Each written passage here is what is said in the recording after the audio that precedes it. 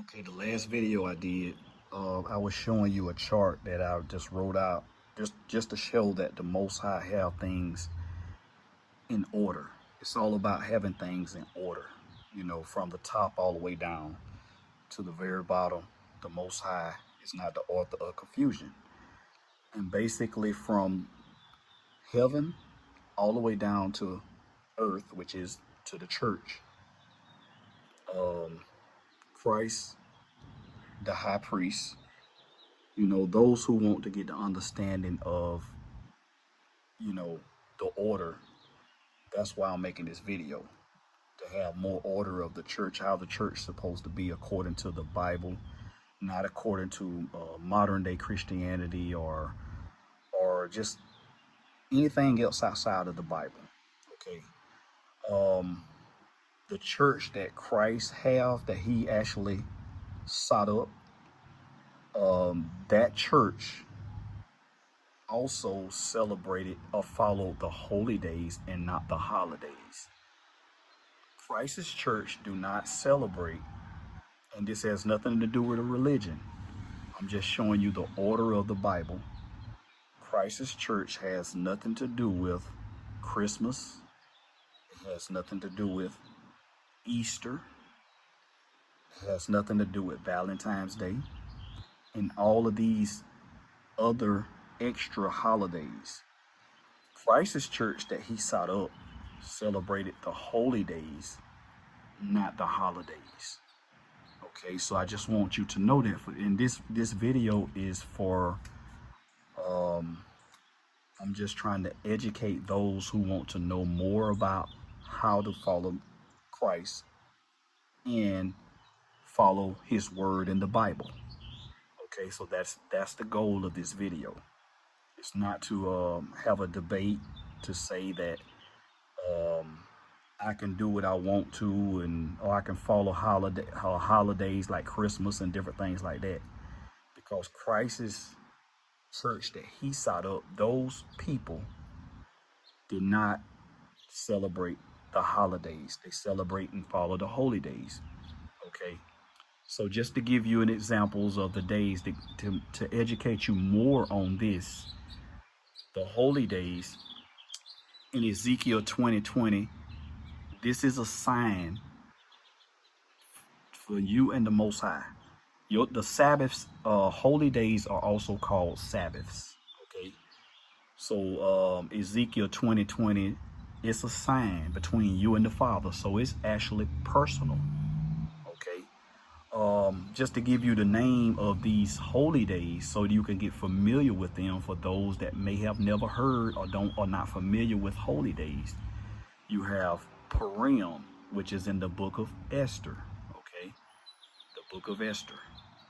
And in the book of Esther, and just to give you what does that mean today, just to give you a brief, you can read the story, but it symbolizes now that Christ will save us from our enemies, or the Most High will save us from our enemies in the time of need. Okay. Then you have what's called New Month, or holy days, which is spring, which represents the new year. This is also a holy day. In the Bible, it's called New Moon, but that's actually, if it's translated, it's not, it doesn't have anything to do with the moon. It actually translates to the word new month.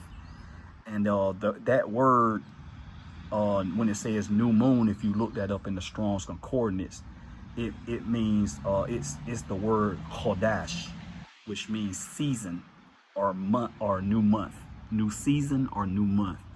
And the word moon in the Bible is Yerach in the Hebrew. So there's two different words. So it's a mistranslation when you look at the word new moon. It's really new month or new season. Okay, and it represents the new year starting in spring, not in January or in the middle of winter. Then you have 14 days later, Passover. Okay, now it symbolizes that Christ is our Passover. His blood will protect us from the second death, like it protected the children of Israel from that death when the death angel came over in Egypt. So it's still need to be upheld even to this day. Then you have the Feast of Unleavened Bread. The Feast of Unleavened Bread today represents to purge out the leaven which is in your heart. Because, of course, Christ is supposed to be in our heart. And we have to make sure that we examine our hearts and make sure it's pure under Christ. And if not, pray and fast and do the things we need to do in order to purge out that leaven in our heart. Then you have 50 days later after Passover, or 49 days later, which is 7 weeks, which is called the Feast of Weeks or First Fruits of Pentecost. Pente means 50. 50 days after Passover. First fruits is those who are picked first through Christ. That is Christ. It's like a harvest. It represents the harvest, but it also represents the people being selected by Christ. Okay, we want to be his first fruits. Okay, so and then you got another holy day coming up, which is called summer, which is another new month or a new season. I explained that earlier. Okay, has nothing to do with the moon, new, even though it's called new moon in the Bible. Then you have fall, okay, or autumn or fall coming. Then you have the blowing of the trumpets. We know that when Christ returned, it will be with the sound of the last trump or the trumpet. Okay, so that's also what we're waiting on, and it's coming.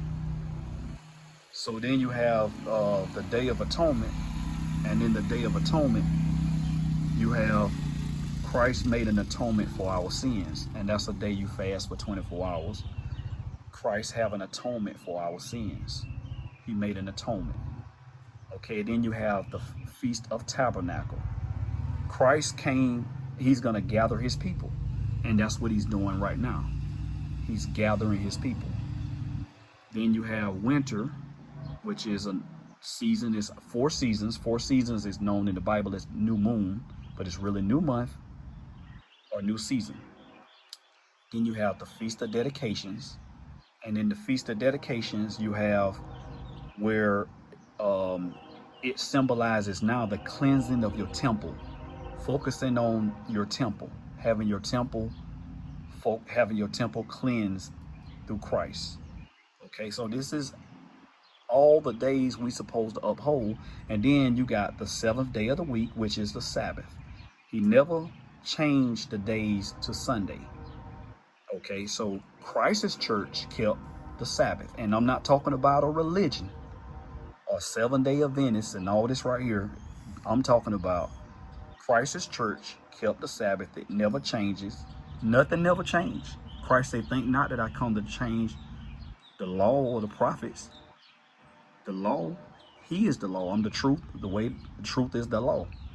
And the prophets, Christ fulfilled. Fulfilled don't mean he changed. He showed you himself in the Old Testament, and everything is through him now, because the in the heavens you had the heavenly tables. Then the tables came up on a stone. That was Moses. Then from the stone it came in the flesh. That was Christ. And now, through Christ, when the veil was torn, it's supposed to be inside of you. Okay? And that's what Christ is coming by. We are the church. We are his body. Okay?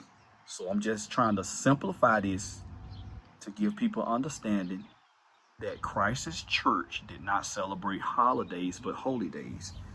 Now, I'm going to give you the proper time of these holy days so you would know for this year's calendar, so that you will understand and make it easier.